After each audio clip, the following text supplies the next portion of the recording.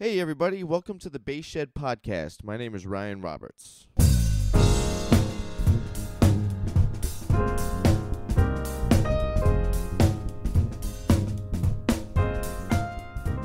Alright, so this is the second half of the conversation with Jayme Silverstein. We continue ranting about music. I put about the last 10 minutes of episode 1 in there, so we know where we picked up from in the conversation. There's later towards the end, I was trying to do this. I was trying to do this segment on the podcast where I get guys to tell me their worst gig stories. I started with Gary Wicks, and Gary actually had a couple that didn't make the podcast because of I'm trying to keep this thing at like an hour, like right around an hour. I don't know what I'm doing with the formatting of this thing yet. I'm still trying to figure it all out. So bear with me on that. But I just let it roll through on here. So clearly I didn't chop it up, and he'll talk about his gig stories. So here is the last half of the conversation with Jayme Silverstein. Based on your merit, it's based on your association. Now. Did you get pissed about that? No, I didn't get pissed. I would laugh. Yeah. Because I'd see it immediately. But the bottom line is, like, are they bad people for it? Like, human psychology is what it is. Yeah. Right. You know, just because it's everybody's trying to step up and you know. Definitely out here. Especially out here. Yeah. But no, I can't get mad about that. Okay. LA just happens to be like the worst town in the world for that. But sure. Or the best, depending on perspective. It is the most frequent in this town, you know. Yeah, I mean, this is the town where, like, you'll be talking to someone at a party and they're looking over their shoulder. Yeah, to see what's up. To see who else they could. Unless you can drop some names super quick to hold them. Right. But I mean, that exists. I've been on both sides of that coin, and I mean, definitely feels better to be on the other side. I'll tell you that. When you're getting the respect. No, when you're getting the respect. When you're getting the respect because you had the big gig. Yeah. Yeah. Sure. And now I'm, working my way back to that place as a producer. Yeah. But okay, so yeah, New York. I do the 1 week with Estelle, and then after that, for the next year, like, nothing really came up. And I was like, did I peak in New York? Like, I wasn't hearing about any auditions or anything. It was just like, man, is New York drying up for me? What year was this? 2012. Okay. 2011 or 2012. Okay. And then through my church connections, I heard of one audition. Actually, my whole time in New York, I think I went on 3 auditions, like literally 3. I was there for 7 years. Yeah. I auditioned for this girl named Erica Kane, which I actually got, but but they ended up firing me because, like, they were all kind of like hood dudes and I wasn't hood enough. Okay. And they just didn't like me, even though they liked my playing. But were they the band based out of New York? Like everybody from New York, or was it like some LA hood guys? No, it was like New Jersey hood dudes. Okay. And they just, I don't know, I didn't have the right look. Yeah. You weren't thug enough? Yeah, I guess not. And then I auditioned for Joe Thomas, the R&B guy. I didn't get that gig. And then I auditioned for Lady Gaga. Oh, dope. And I obviously didn't get that gig. Right. But there I met this guy, Steve Styles, who also didn't get the gig. But he now is the music director for Demi Lovato. So he's doing good. Yeah, he's doing all right. He's not mad about it. And I had heard of Steve Styles. His reputation preceded him because he was like the generation before the Nate Jones and the Mitch Cohens and the guys in New York that were like really doing it. Yeah. And what I knew of him is he left New York and moved to LA, and he was playing bass for Britney Spears when Britney was big. Okay.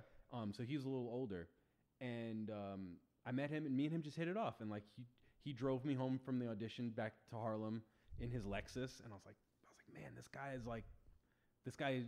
He's so successful as a bass player. Like, I'd never seen a musician live the way not live, but I was in his car. But, I'd never seen that before in New York. I had my friend Jocko at home who was like killing it, but all the New York guys were like taking the subway and had their apartments in Harlem, and it's like no one was like really living that good. Yeah. But here, this guy's like driving me home in his new Lexus, and I was like, oh shit. Okay. And then, me and him just like kind of stay in touch, whatever, and nothing crazy. Like he never I don't think I ever saw him again until years later after the Miguel thing. But basically, I moved to LA, and then I'm messaging him on Facebook.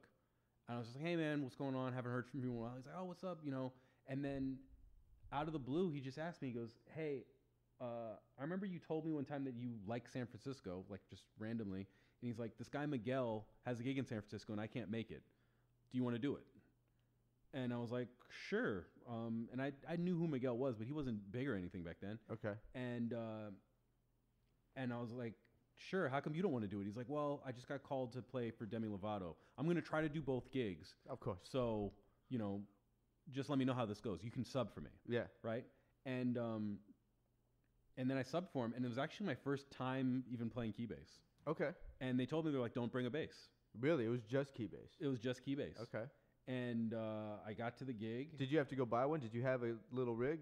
No. Okay. They just backlined me like a Moog. Okay. And I was like practicing the gig on my MIDI keyboard. Yeah. And I had like made a sub bass tone and all that kind of stuff. And I was producing by that point, so I was I could like get around.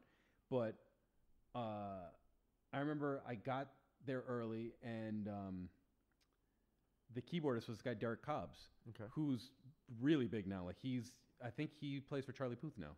Ooh, okay. Yeah, he's done super well for himself. So shout out to Derek Cobbs, because Yeah. he was the guy that like really saved me on the gig, because I think he was the key. He would go back and forth between key bass and keys.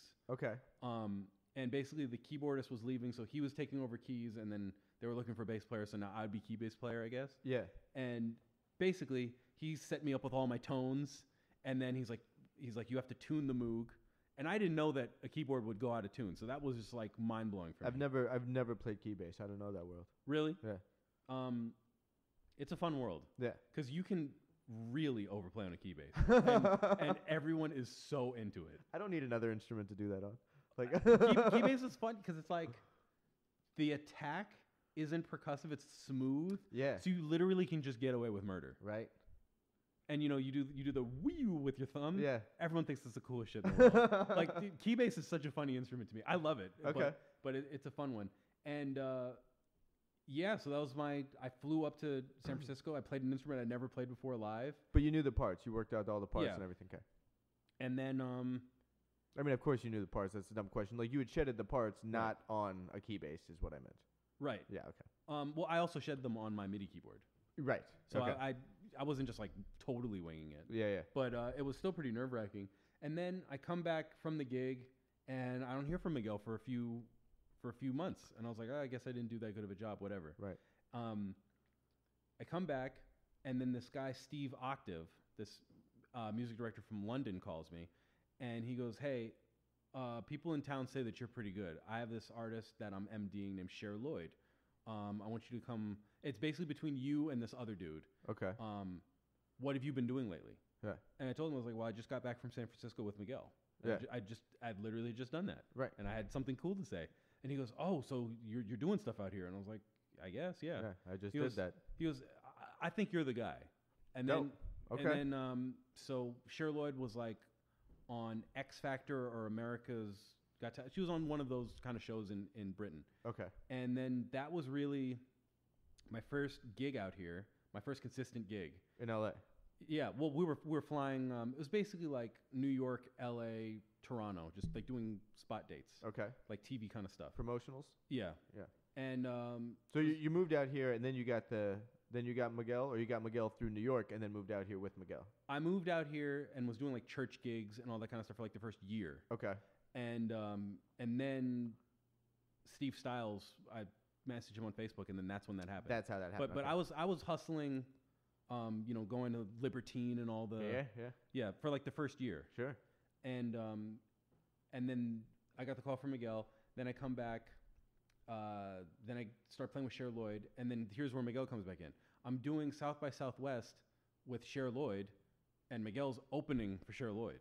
Oh. And Miguel's like, "Hey, what are you doing here?" Yeah. And I was like, "I'm playing with Cher Lloyd." And he knows he's opening for her. Yeah. And so that just puts you in another. Yeah. Yeah. And then literally that weekend, he's like, "Hey, I got a bunch of dates. You want to do them?" Killing. And then. Okay. 5 years later, Right. And so then what year was that when you picked up the gig? Let's see. I played with Miguel maybe it's just short of 5 years. I think it was 2012 to 2016. Okay. Yeah.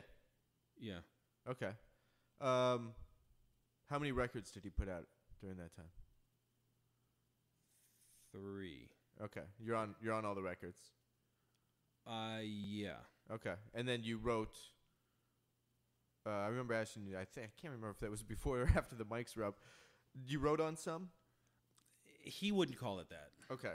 But you were in the room, a part of the creative process. Yes, I would call it that, but he wouldn't. And so you didn't get writer cred. I did get writer's credit. Okay. But my percentage doesn't reflect my contributions. Fair. Yeah. That's probably all I should say about that. Yeah, I mean, there's. I'll tell you who off mic, but my first sessions in LA were for a hip hop guy's label, and like I don't even have credit as a bass player.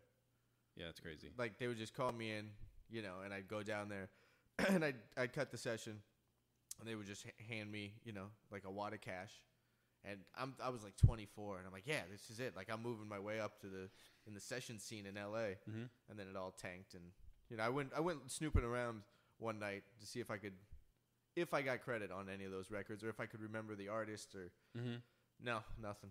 It's just whatever, fine. That sucks. That world's a different one. Yeah. There's a lot of dudes that have a lot of stories about that whole thing. Okay, so you're with him for 5 years. Now that's the stage. That's the stage. We just said it. So Manhattan School of Music, upright player, jazz, learned, worked your way up through the scene. Now, your headspace about music.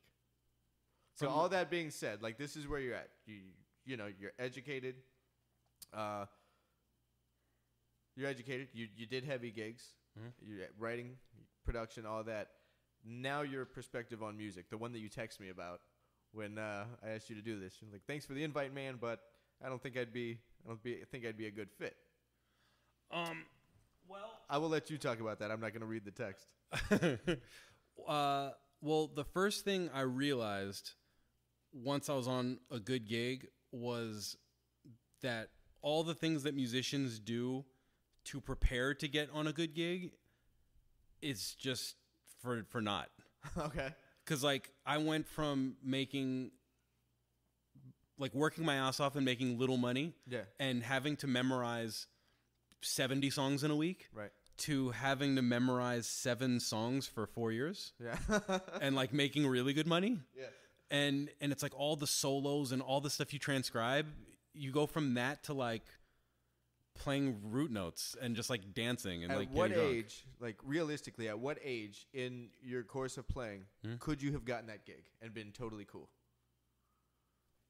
Not to diminish the music at all, but the simplicity of it and what you thought it was and what you were striving to do with all the odd meter things you were practicing. That really those don't go anywhere. At some point, you realize the more money you're going to make, the less you have to play.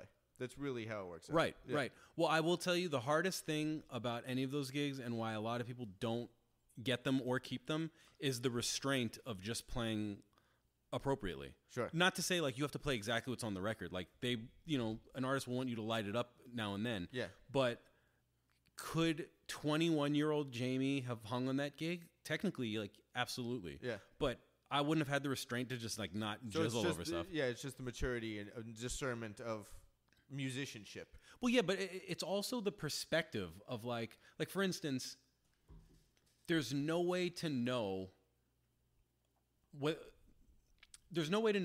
doing it that I thought it was a bad idea. No, well, here, this is what I'm going to say. Like, for instance, if you play busy bass in a stadium, it sounds horrible.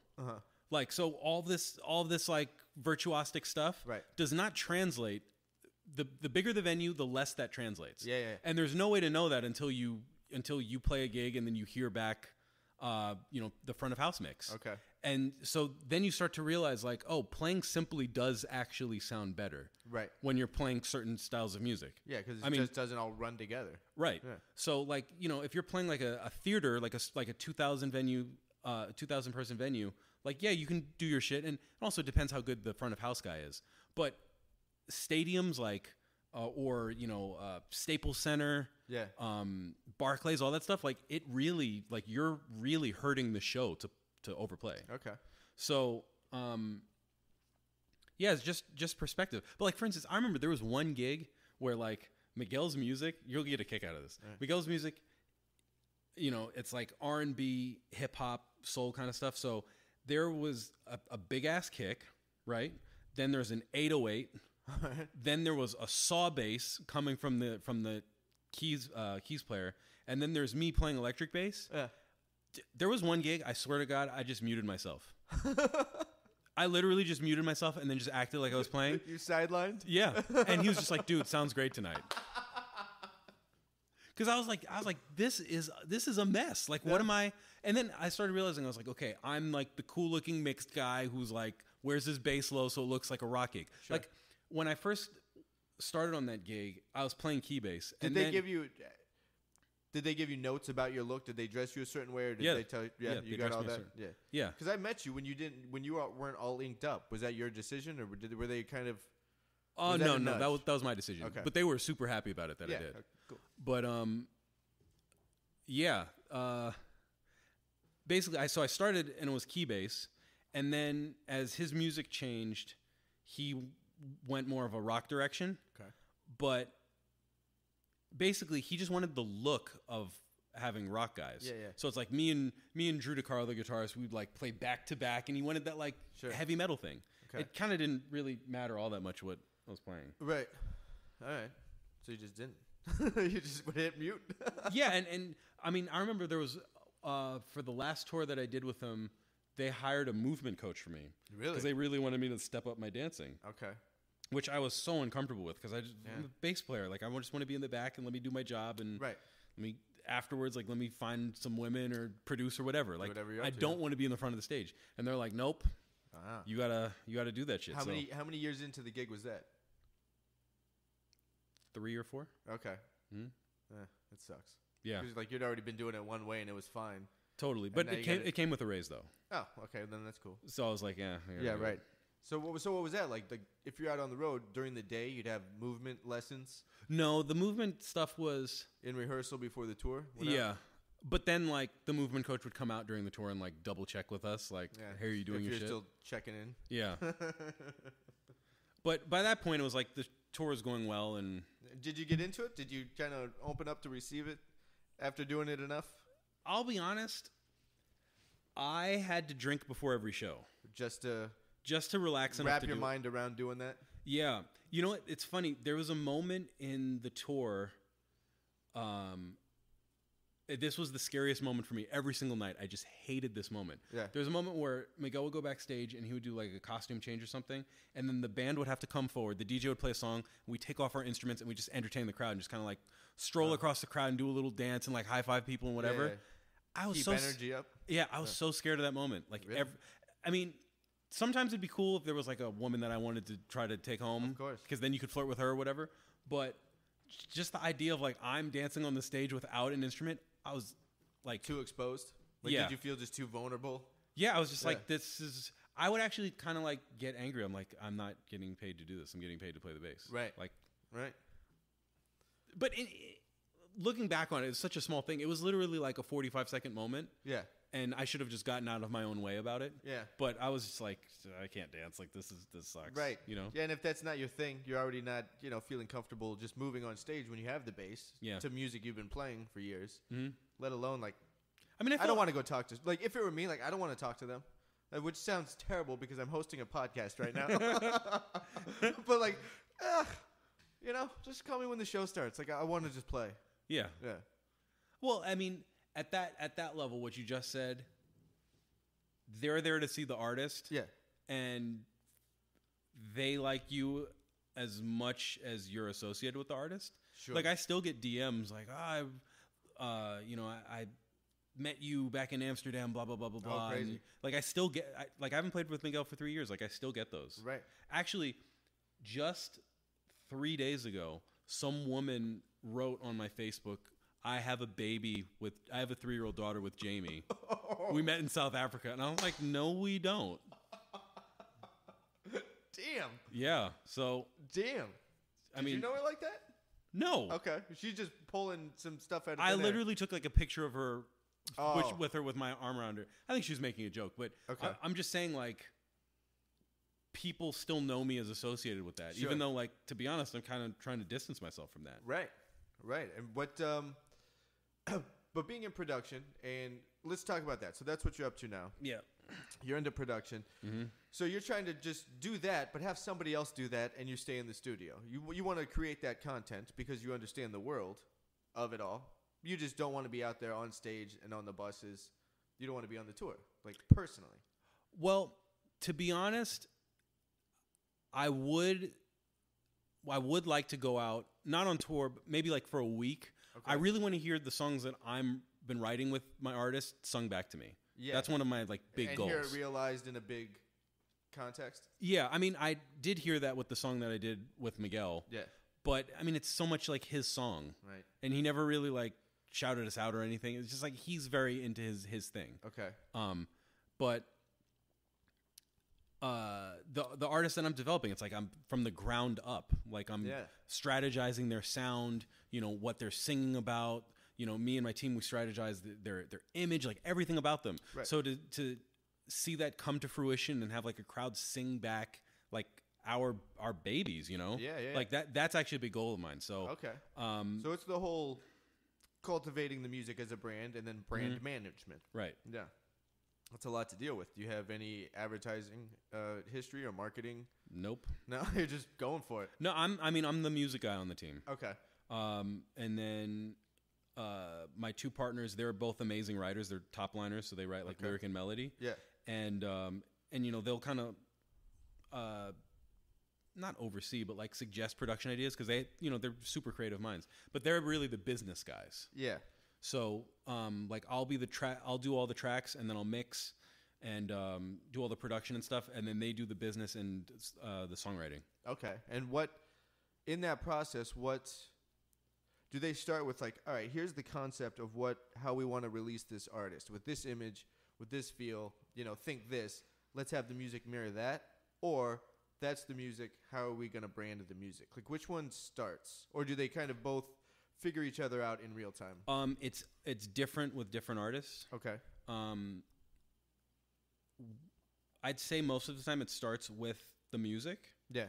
But one of our artists who's the furthest along, this 14-year-old Angelique, who's just amazing. She's going to be the next Ariana Grande, mark my words. Oh, dope. And is there any content out there of her now, or is she still in kind of the coming up stages? She's released some songs before my team got to her. Okay. And she's really big from doing covers on YouTube. Okay. So she has like millions of followers on YouTube, and she has a really good following on Instagram, like 500,000 or so.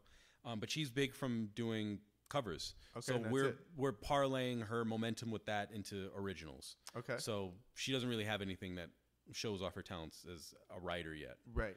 Which we're about to release. What kind of covers was she doing? Just super contemporary stuff. Like she'd cover, The Weeknd, Ariana Grande. Okay.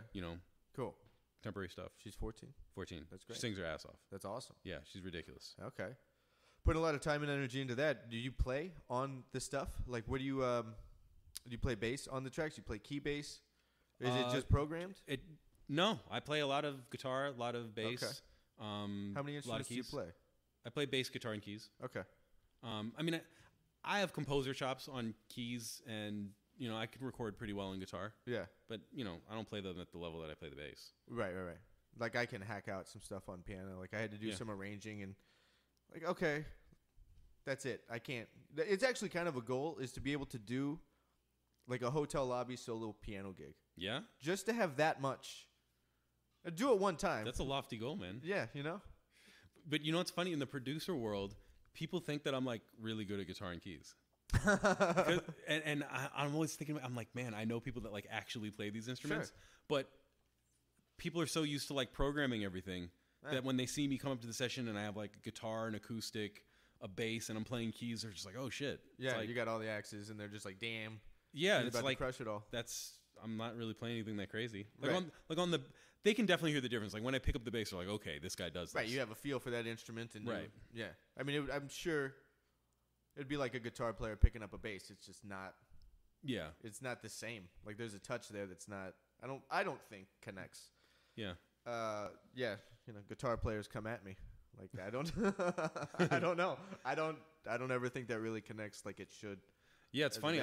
I've been practicing guitar mostly now, and I'm having to like totally change my fretting hand over and like play on my fingertips and all this just to get like a legit guitar tone. Right. Like bass technique does not work on a guitar. Right. Like at all. Yeah. So I couldn't deal with the string spacing. Like I can never get that together. Mm-hmm. At one point in my life, I thought about learning just enough guitar to teach beginner guitar. Yeah. Just as like a day job. Mm-hmm. Like something I don't really care that much about. Mm-hmm. I care about teaching. But I don't care enough about the guitar, so if like the student doesn't practice, whatever. Like I'm not offended. Whereas like I'm trying to instill this bass knowledge, and they don't care. Like I take it personally. But yeah, and I would like go through these books and try to learn guitar, and it's like, man, I can't do this. This isn't my thing. Man, so what's the juicy stuff you wanted to ask me? I feel like I've Wait, did we cover? You think some juicy stuff? The state of bass. Where are you at with that? And where do you think it lives because of the internet musician? Yeah. Versus what you know about current music production. Where's the disconnect there? A huge disconnect is that because there's the Instagram bass player guy that's gonna, and then there's what you play on a major tour. Yeah. But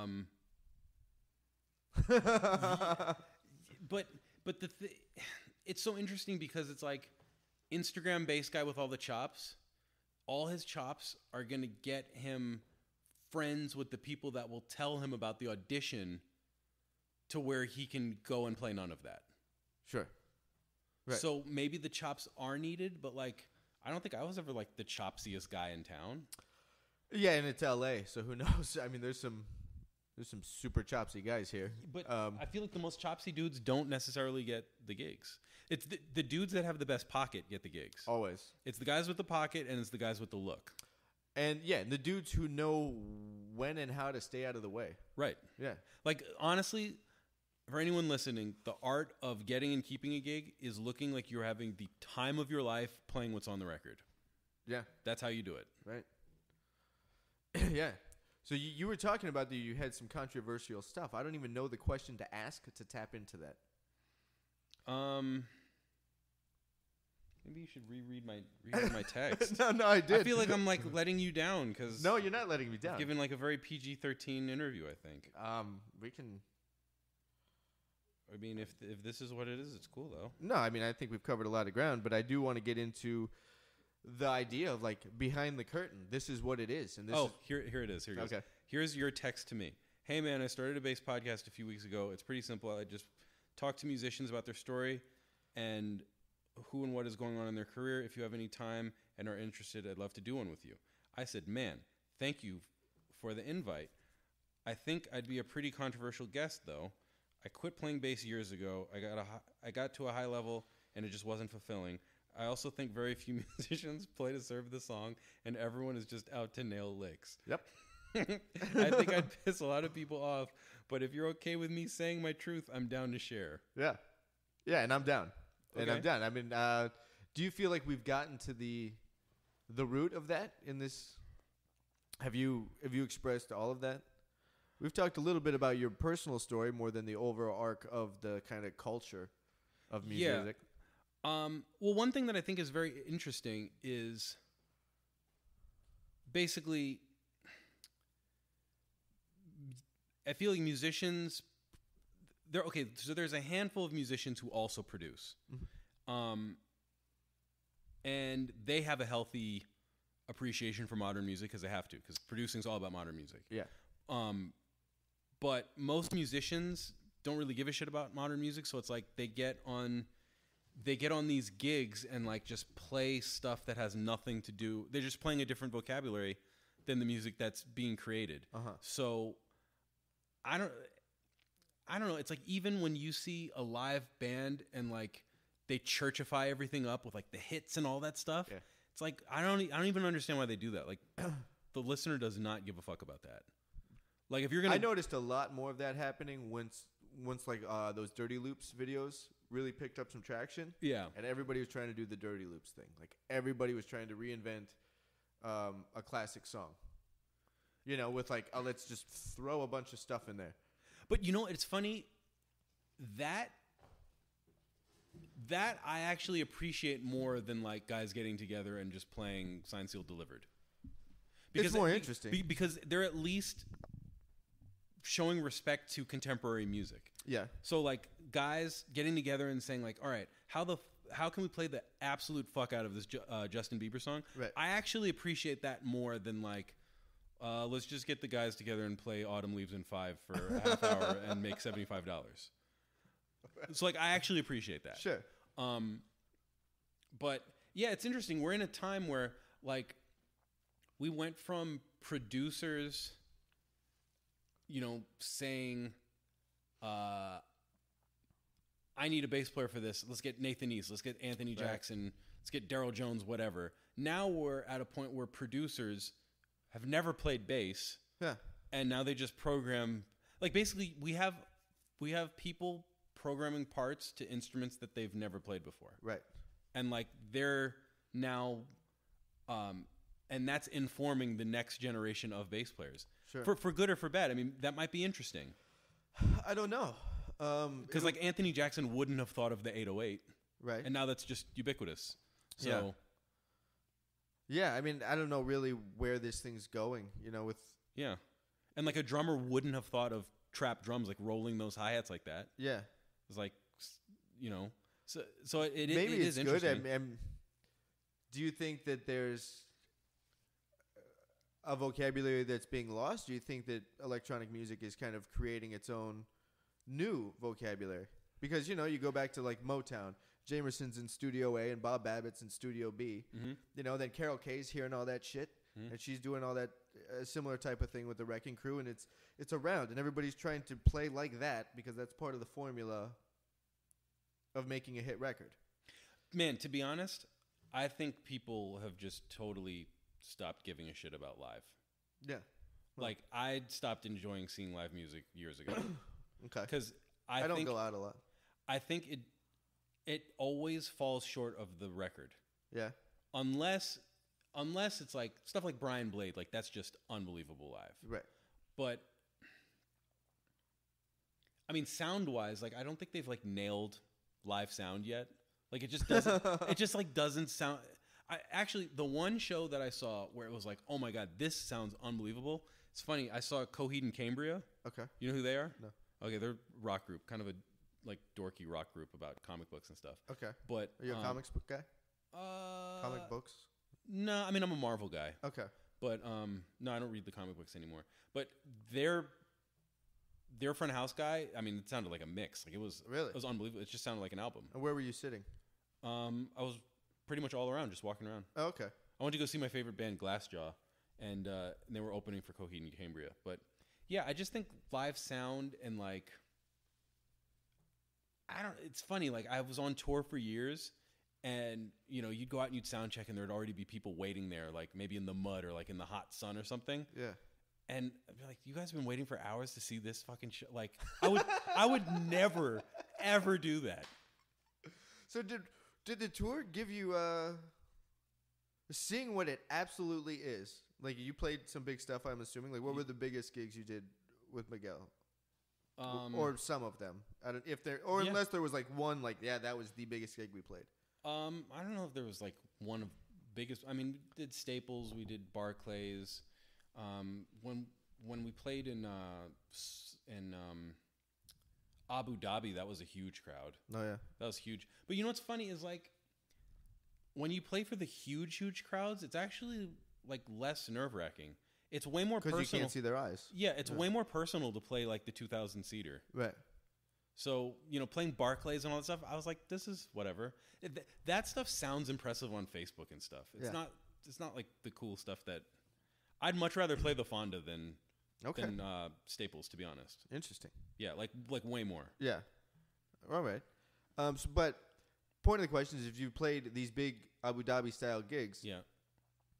did that ruin it for you? Did that ruin the mystery of, I don't know when it happened for me, but realizing what it was versus always having, being a musician was like this mystical thing that I just kept working for, and music was that, and listening to records like, man, what is that? That's amazing. I have to figure it out because it made me feel something. Sure. And then you learn it, and then you start doing it. Then you go back into the control room after you cut a session, like, yeah, cool, that feels good. All right, guys, catch you on the next one. And it's just like, it's not a mystery to you anymore. Sure. And it's kind of like, shit, I still want the mystery a little bit. I still want that little kid, like, man, what was that? Well, I think here's my view on that, and this is something I think about all the time. You have to make the choice of if you want the magic or if you want the wisdom. You can't have both. Okay. And if you have the wisdom, then you can create the magical experience for other people, sure, but it won't be magical for you anymore. Right. So, like, for instance, there are records that I grew up listening to that I refuse to learn how to play on the bass.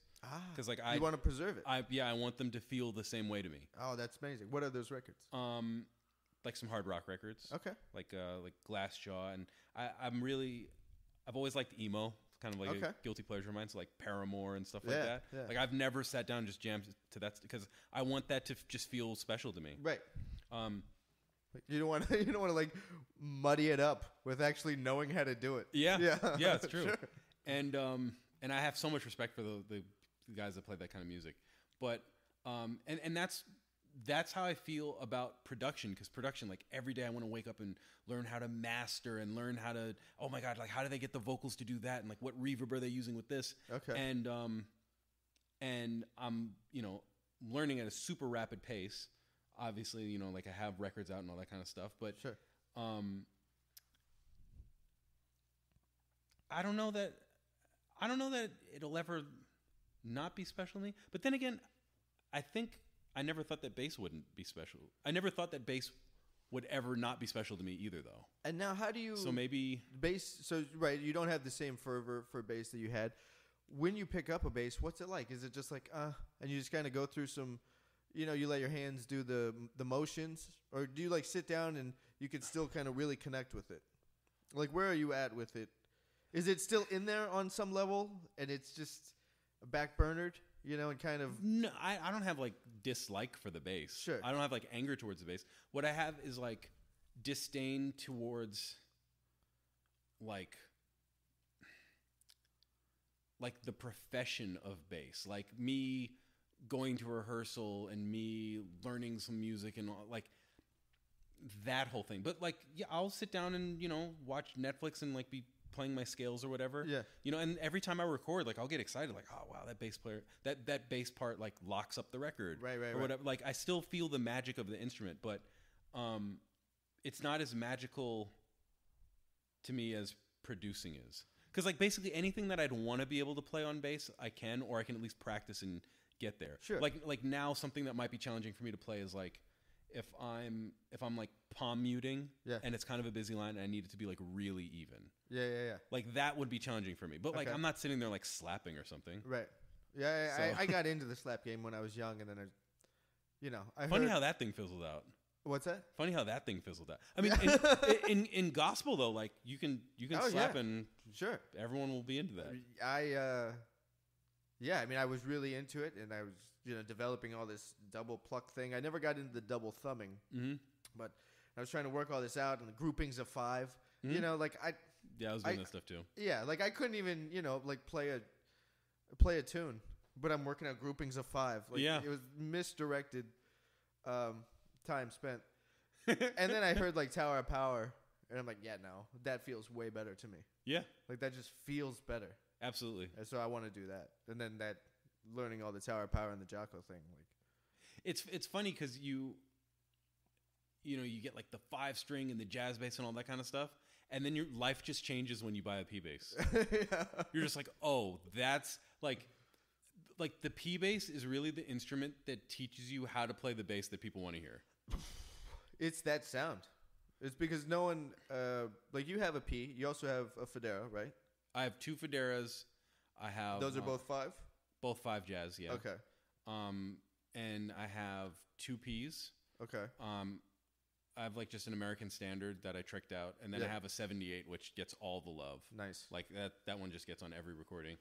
And is that modded at all, or is that stock? I modded the tone pot. I put this thing called the tone styler in. Okay. Which is I'm such an advocate of this thing. This thing's fucking amazing. It's basically a detented tone knob that has because you know how a tone knob is just like a cutoff filter. Yeah. So basically, the thing that's different about it is there's more of a resonant peak on it. Okay. So basically, it has 12 positions, and each position sounds distinctly different. Oh. Whereas like on any other P bass, you probably have like tone wide open. Obviously, that has a sound. Yeah. Probably put it half closed and then closed. Right. Those are your 3 tones. Sure. Whereas like on this, you can really hear the difference between like One micro adjustment. Yeah, you can hear the difference between like click 3, click 4, click 5. Oh, and they're actual stops. It's not just like one. Okay. Oh, it's fucking amazing. Oh, that's dope. It's fucking amazing. I have them in all of my passive basses. Is it safe to say that you're not necessarily you just see a broader scope of music?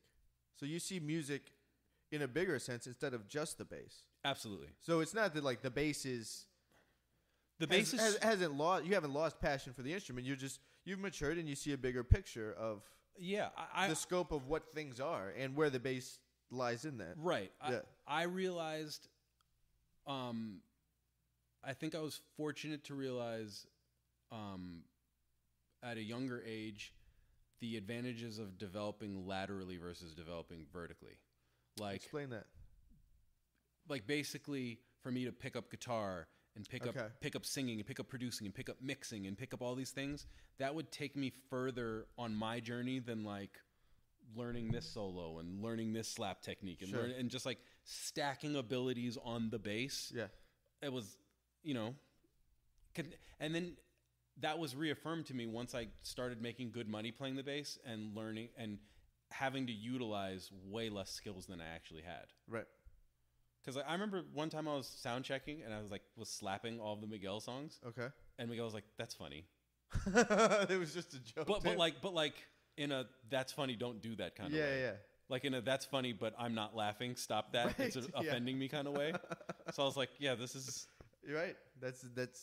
I like that how you stated that about the stacking of skills. Yeah.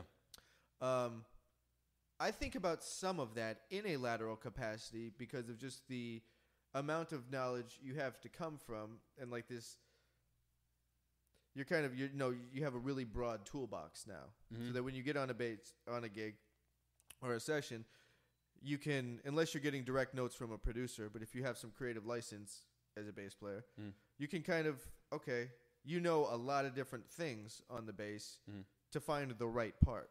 Right. Now there are, I do think, skill sets that are just to grow as a musician. Maybe if you want to challenge yourself to do something, kind of novelty-esque. Sure.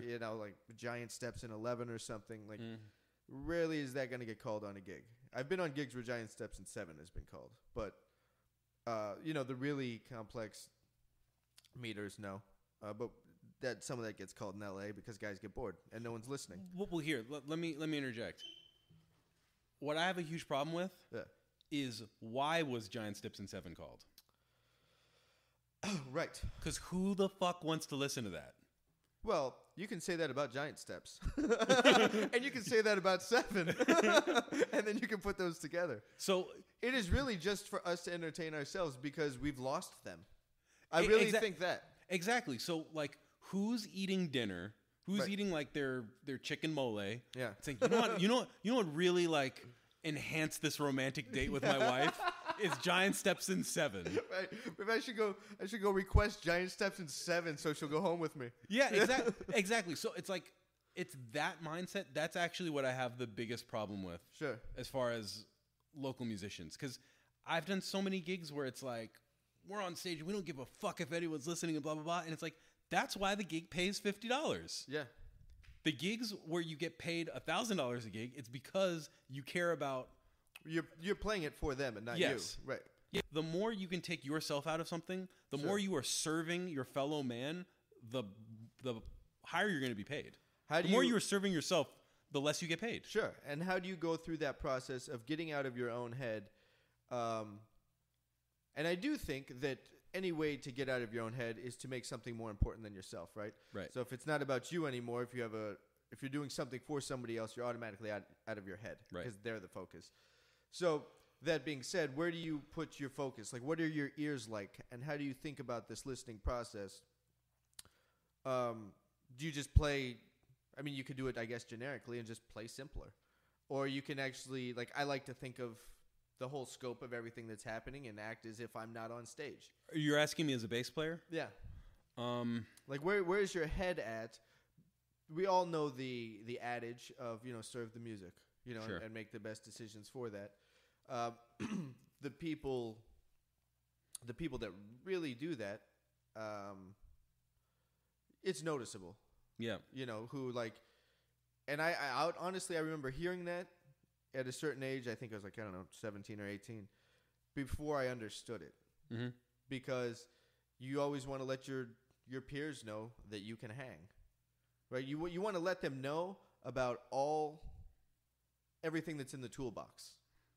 Which is so stupid. Like, dude, check out all my tools. What rich person walks around saying, I'm rich? You know that, right? Right. Yeah. Right.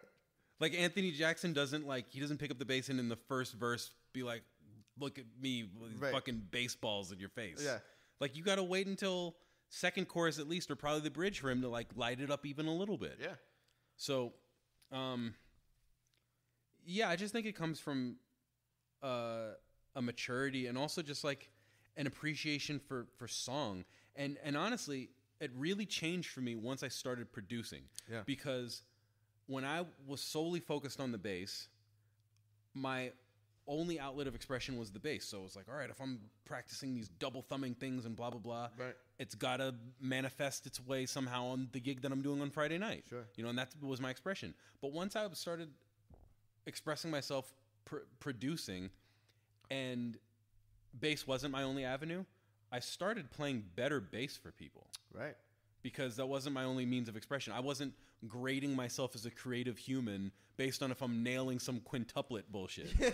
You know what I mean? That's like, once I started producing records, that's when I was like, you know what? I'll bring the 4-string and like, let me just lay low. And that's when people were just like, right, like, this dude sounds good. Yeah, and I think that there's some, initial, there was for me, I can't speak to anybody else, like initial insecurities about playing, like, is this good enough? Is this good enough? Well, I better show him I can do all this so that it will be good enough. Because if they can know that I can do this, then I'm accepted.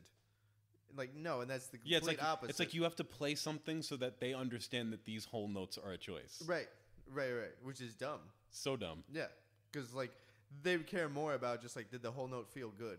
Right. Yeah, and like, were you on time? And are you cool to hang with? That's the gig. Right. It's fascinating, the whole musical mind, and everybody seems to have that journey. Like, I think that's just a time thing that we all have to go through. Yeah. And everybody comes at it seems like a little differently. Some dudes through production. I think for me it happened when I started writing, and realizing where the bass sat in a composition. Well, I think ultimately you go from playing your one instrument and mastering that, and your whole world is that one instrument. So you make that. I think overplaying comes from making your instrument's role bigger than it actually is. Yeah. Because that's your form of expression. Right. So then when you start writing, you start producing, you start to understand, like, I wouldn't say how small the role is actually, but it's more like the lane it needs to stay in. Exactly. Yeah. Exactly.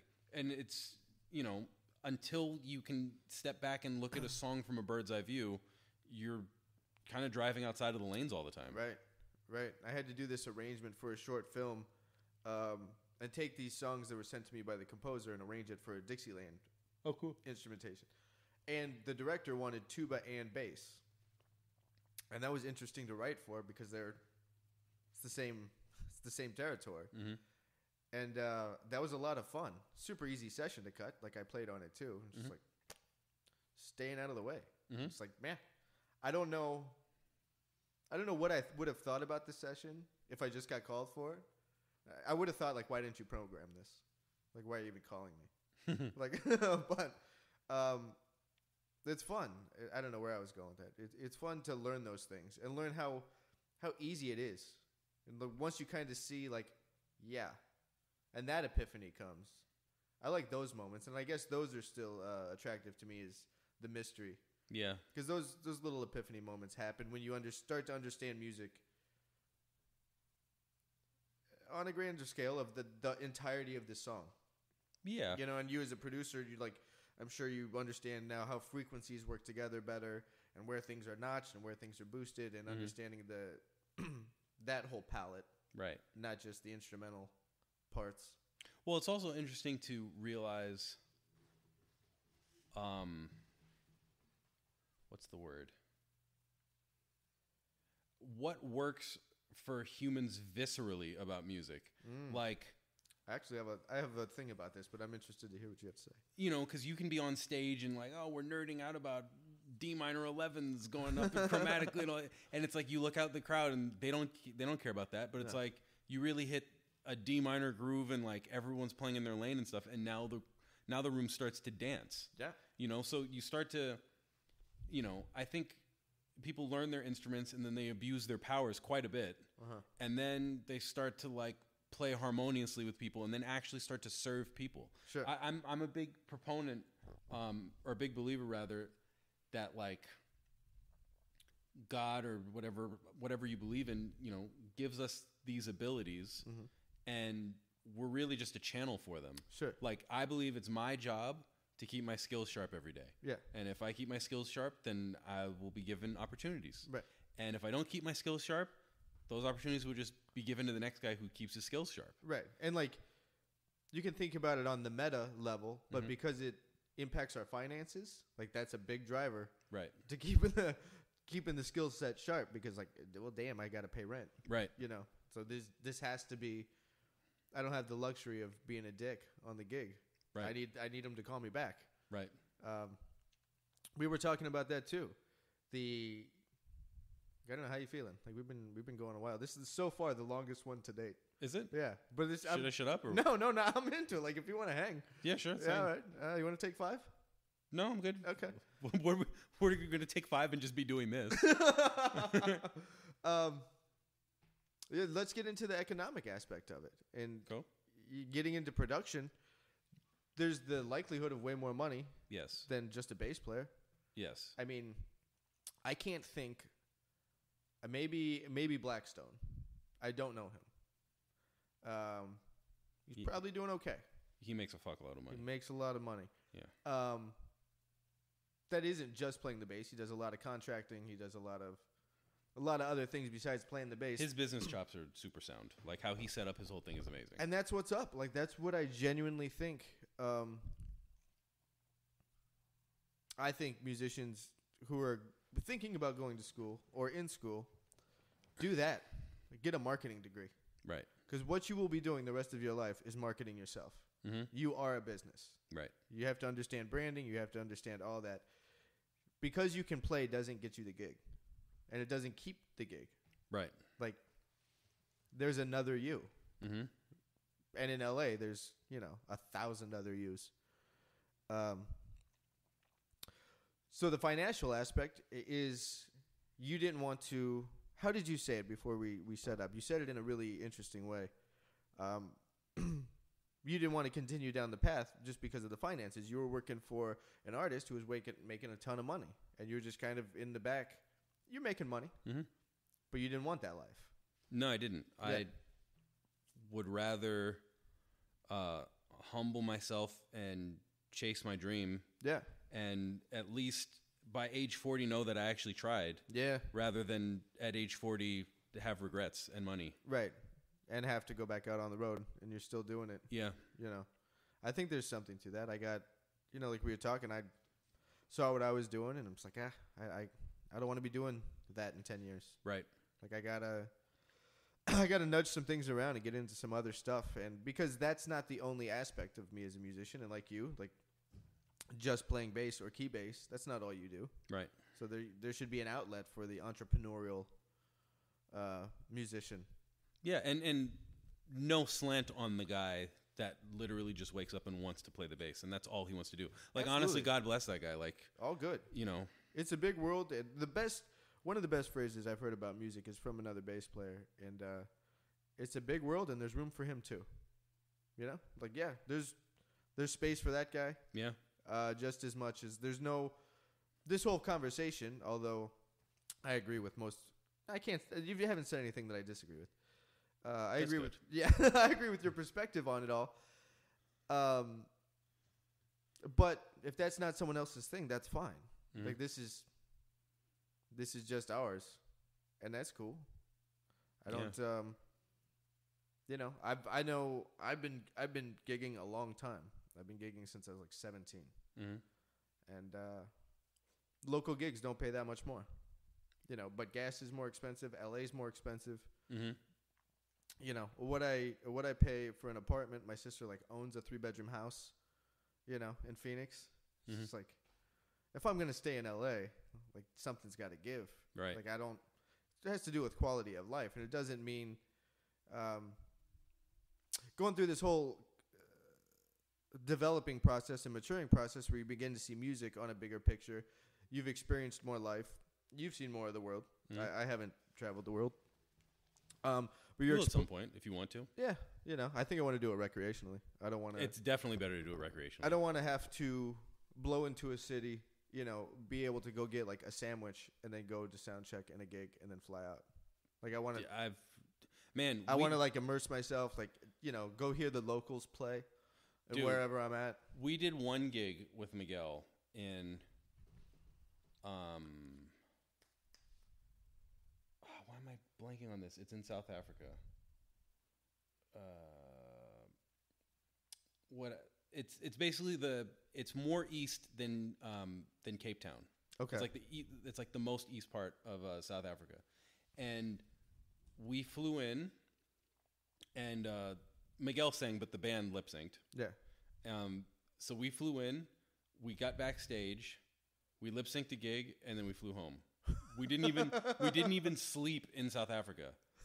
South Africa, that was the longest flight I've ever been on, and it was 27 hours. So we just flew out for 27 hours, lip synced a gig, and then flew back. Jeez. Yeah. I mean, you couldn't have 27 hours. So were you from LA to where? LA to what? Florida? LA to Atlanta. Okay. 4 hours. 4 hours. Atlanta to Johannesburg, 17 hours. And then Johannesburg to, why am I blanking on this? Durban. Okay. Durban, South Africa, is like another 2. Yeah. And then layovers and all that stuff. Yeah. It's 28 hour. That's brutal. The most brutal. Yeah. Like you couldn't have sang it. Yeah. You've just been so out of it. Yeah. That's nuts. And then straight back to LA? Mm-hmm. Or did you? Didn't get to hang out. Right.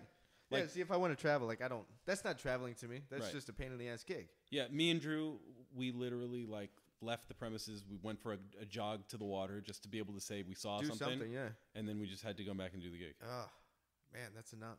Like, that's, yeah, that's and that's, I mean, there were times where it's like, we'll be in Sydney, Australia for a week. That's dope. And that's amazing. But, yeah. you know, there were other times, like, one of my favorite places that I traveled to that I was only there for 6 hours, which sucked, was Marseille, France, which was amazing. There was castles everywhere and shit. So cool, but we didn't even spend a night there. Right. Yeah, so if I'm going to do the travel thing, like, that's personal time. Definitely. I mean, I would do touring if it was a project that was mine. Mm-hmm. I mean, at this point, that's all I want to do. I don't know if that makes me a narcissist. No. I've just spent so much time doing the thing for everybody else. Is that how I feel? Yeah, it's just like, I've done that, and I can go back to that anytime I want. Those gigs are going to be there the rest of my life. Totally. And I don't want to have to compete with dudes like fresh out of college for the gas money. Yeah. So I'm not going to do it. Like, you know, there's actually my mom that brought that up. She's like, you've been doing this too long. Like, let somebody else do it. Like, you know, give somebody else the opportunity to cut their teeth on the gig and get kicked around and have gig stories. And that's what I wanted to talk to you about. Worst gig story. Like the flight, that's a good one. But like, just like, what the hell is going on? It's I'm going to chop this up because this is going to be released as a segment on the thing. Like, sure. Dude's just telling like, this shit happened. Like, nightmare that your amp blew up or the bass just. It's some just crazy ass road story or local gig story. Let's see. Sorry, I should have given you a heads up about that. I forget to give dudes like be thinking. Let's see.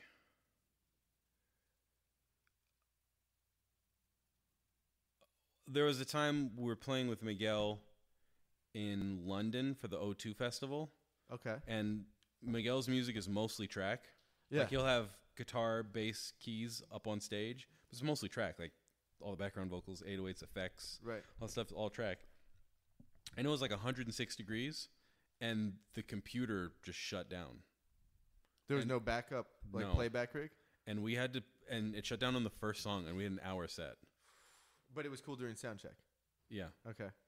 That was brutal. So what happened? We just had to do we had like the smallest sound. Yeah. It was like we heard back the playback. It was insane. Right, it was like you're in the corner of a Starbucks. Humiliating. Yeah. It was so humiliating. Then there was the time that the tracks didn't work on SNL live. Oh, did that happen? Yeah. Okay. Yeah. I didn't see that. Yeah. That happened. All right. Should I release the YouTube video with the? Is it on YouTube? Have you looked it up? It is on YouTube. Yeah, I might. But okay. I don't know. There was that. So what happened? Like SNL has problems with their playback. Like no, it wasn't SNL's fault. Oh, okay. It was internal. Ah. Yeah. Did that person get fired? No. Ultimately, he left. Okay. Yeah. Really? Yeah. How much later? Because you always think like watching any kind of technical error. Mm-hmm. You always think like, yep, they're gonna get fired. Mm-hmm. Like before this, right at the commercial break, they're gonna get fired. Sometimes it's harder to fire someone than you'd think, because you'll be in the middle of a tour and it's like they're gonna have to fly someone out and train them and all this kind of stuff. It's like it's cheaper to keep the person, right? And they just not use them again. Yeah. Yeah.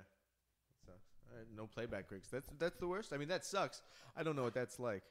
Then there was the time Miguel kicked the person in the crowd. I mean, that's probably the one thing that people ask me about. Oh, really? Yeah. Okay. Because I was playing that gig.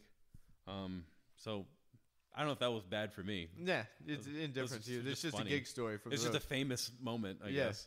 There was a time I had diarrhea and they had to rush me Imodium AD on stage. Yeah, right. That was probably my worst moment. That's a rough one. That was really rough. Yeah, you didn't make a mess, but it was so close. Yeah. Oh my God, it was mid set. Yeah, and I was wearing white pants. Ooh. Yeah, it could have been like really bad. Man, that would have sucked. Yeah. Yeah, and all this is flashing before your eyes, and you're also thinking like, there's not a damn thing I can do about this. Yeah. If it just goes like. Yeah, I think we're doing this. I think all I could have done was just like never have turned and then like backed off the stage and like down the stairs. Somehow hose off. Yeah. Man. Oh my God. Yeah, that was definitely my worst moment. Yeah, that's a rough one. But you were talking about you used to get anxiety. Yeah. Yeah. Yeah, I used to get anxiety because I just didn't want to be there. Right. How many years in was that? You were with Miguel for 5. So. That was the 3rd year in. Okay. We're opening for Drake. Yeah. Just over it. Yeah, just. Was it tour life? Was it the gig? Combination? Like you still had this creative thing that there's no outlet for you creatively? I just didn't feel like I was living up to my potential.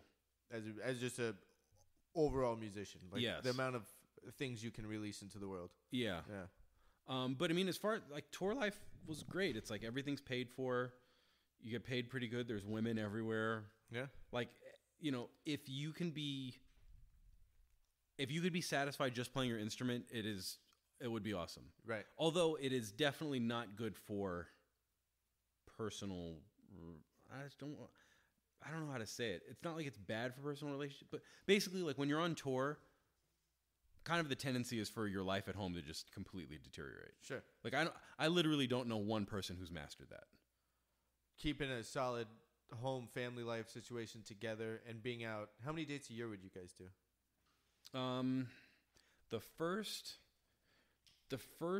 2.5 years were really heavy, and then the later years were not so heavy. Okay. But the heaviest, I think I was out for 10 months out of the year. That was really crazy. Yeah. And then do you still have a place back in LA that you're paying for every month, or did you just like sublet your place and you didn't deal with it so you could just be wherever you're at in the world? No, I just had a place. Okay. I mean, because I had studio equipment, so I didn't want to like Yeah. be subletting it. But yeah, I mean, just like having the girlfriend or the family, and also you don't know how your friends are going to take the fact that you're like moving up. Right. You know, did you lose some cats along the way, or just jealousy, or like thought there's misunderstandings about like, oh, he's got the gig, so now like he doesn't talk to me, even though like we came up together. Yeah, really? There's definitely that. Huh? Absolutely. That sucks. I mean, and still in the producing world, there's definitely that. Yeah. Like jealousy is just a human thing, you know. Yeah. Right. I was asking Sam about that, about like the dynamic of writing sessions that he's on, and he was talking about how a lot of alpha personalities just kind of don't end up staying around too long.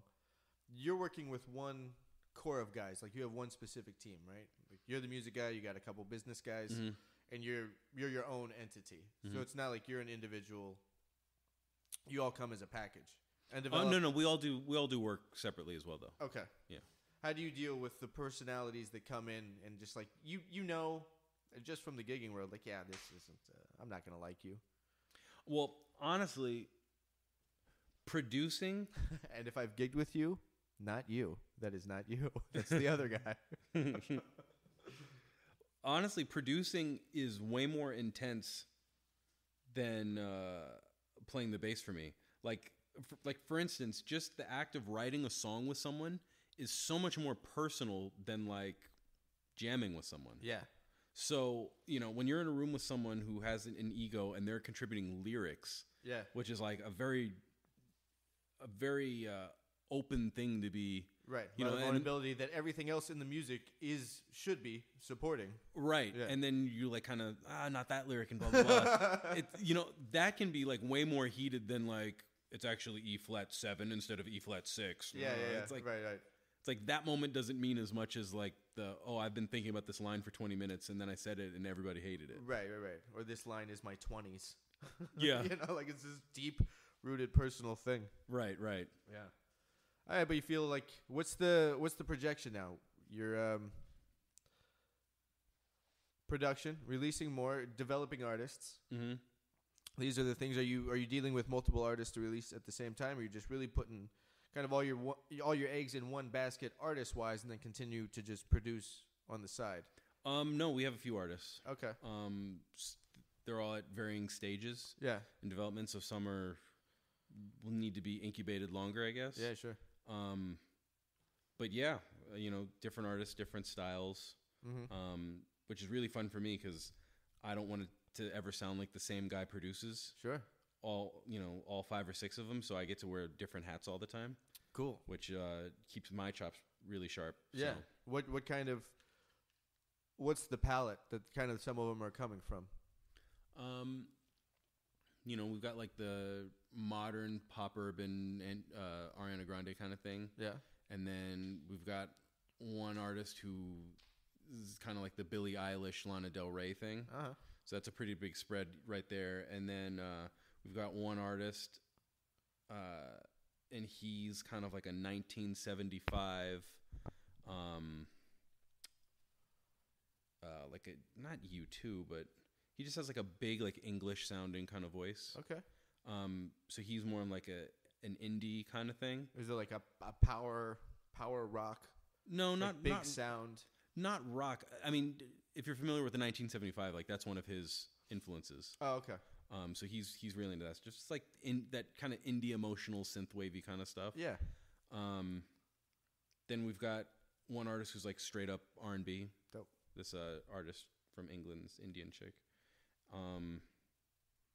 Yeah, I mean it's really fun. And then I've been doing some rock stuff recently with this band on Sony.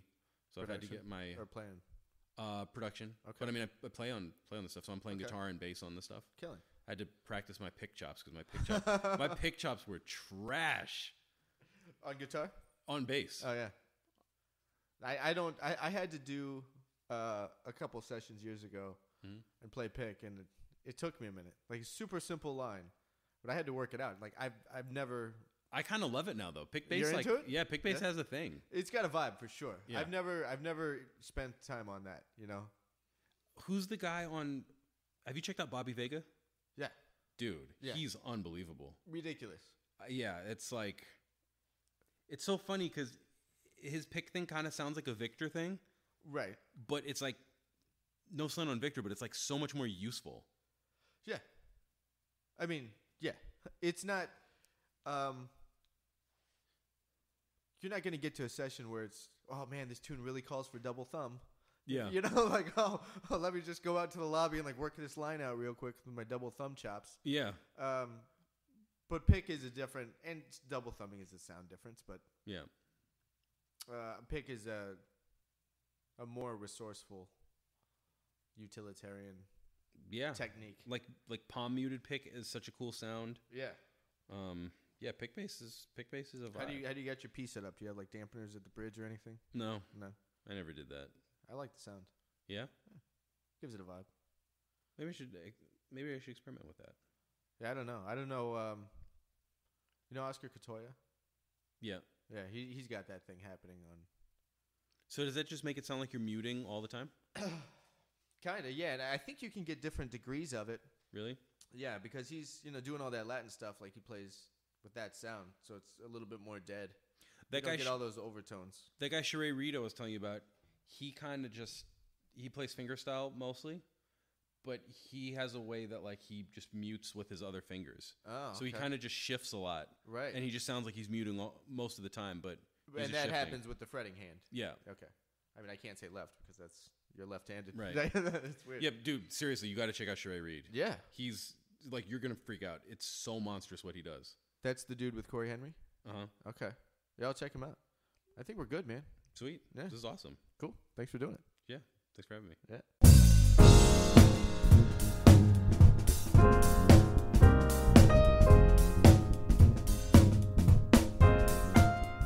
All right, so there it was. There was the second half of the conversation with Jayme Silverstein. That finishes up the marathon conversation we had. Yeah, I really enjoyed it. I think we went a lot of places, and I liked how his whole perspective on it was just gloves off, and he was talking about exactly what he thinks and feels about musicianship, the occupation, touring, all of it. I loved it. I loved how real it was. In other news, there's not a lot of other news. Still getting content up on the website. I got to do some of that today, actually. For free transcriptions and news, you can text SHED, SHED, to 66866, and we'll keep you guys all up to date on what's happening with the website and the content there and what transcriptions I'm releasing and when. I think it's really just going to be that. I'm just going to release a lot of transcriptions in an educational way, so I don't get sued for copyright. So there's that, folks. That's Jayme's story. I'm sticking to it, and I will talk to you soon.